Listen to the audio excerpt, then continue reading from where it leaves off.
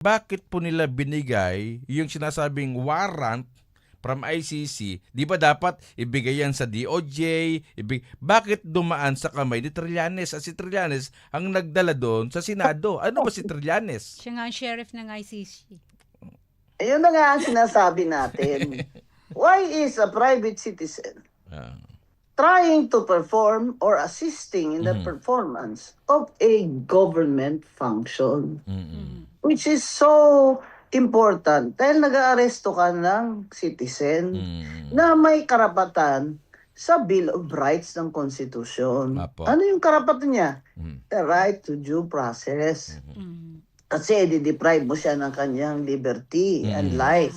Hindi, no person shall be deprived of life or liberty or property without Apo. due process of law. Okay. Kaya yan po, kaya siya, maliban dun sa Rome Statute na procedure, may karapatan po siya dapat na iharap talaga siya sa husgado ng Pilipinas para siya naman ay makapagsalita doon kung ano ang kanyang, kunyari, yung depensa niya ganito, kunyari lang, ay hindi po ako yung Senator De La Rosa.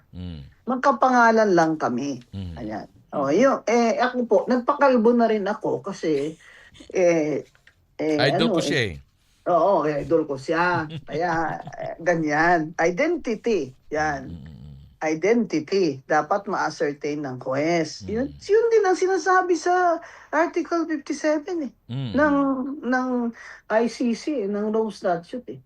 So, anong ginagawa nga naman ni Trillanes dyan? Tapos, ang ano pa siya, yung duwag ka, sabi mo,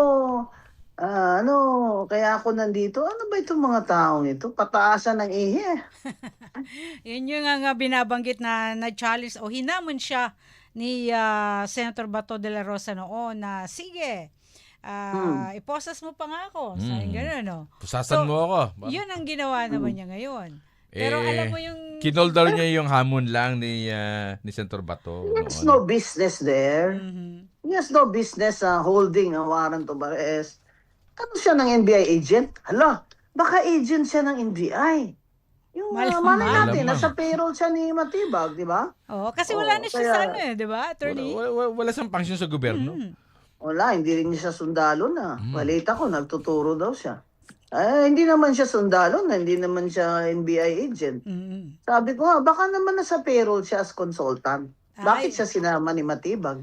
Yan yung mga ghost Dr. official. Matibag, ilabas mo na at kailangan makita yan ng COA. Yung listahan ng mga empleyado mo dyan at agents, subpoena yan ng Senado. Ayan ka, yari ka na ngayon.